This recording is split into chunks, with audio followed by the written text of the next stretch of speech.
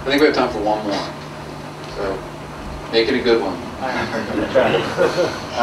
Hi, I'm Ted Diefenbach. I'm an ad account manager at Bear Worldwide. You talked a lot about new IP versus franchises, and if you look at say the film industry, releasing a new film that's not an old franchise, they have kind of a safety net of backing on a famous director or actors. I mean, you look at new IPs of games, there's kind of limited availability for that. Obviously, there aren't usually high actors, and there are some studios are starting to push the lead designer to the front or whatnot. Do you think that that's a strong, viable method? Some sort of alternative in the games industry to buffer new IPs and help with the launch of something like that? And you see that done from time to time. Like Sid Meier's is one of the examples. There are a couple of development studios that they've used the same way, like Blizzard. So it happens. It's sort of an interesting question as to why it's not. I've always suspected publishers don't like to make stars out of their in-house guys. They said it just becomes a hassle when their review comes up.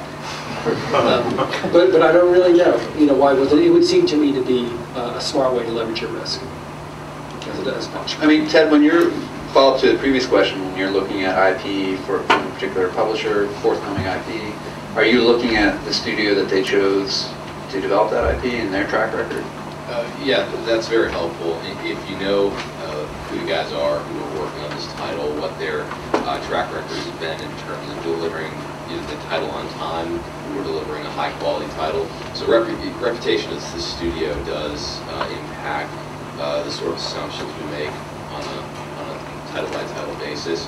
And I'd also say that the comments about creating stars in-house can lead to complications. I would agree with that, because if you create a studio or a team, for example, even just Rockstar Take-Two, that's so closely associated with the title, the kind of agreements that the head guys will be able to negotiate is quite lucrative. Yeah, for them. And so the publishers definitely have an interest in keeping the franchise as the key to their marketing message. Right. Okay, well, thanks a lot. Did you have other announcements to make, or did we already get those out of the way? Well, thanks a lot to the panelists. I think we're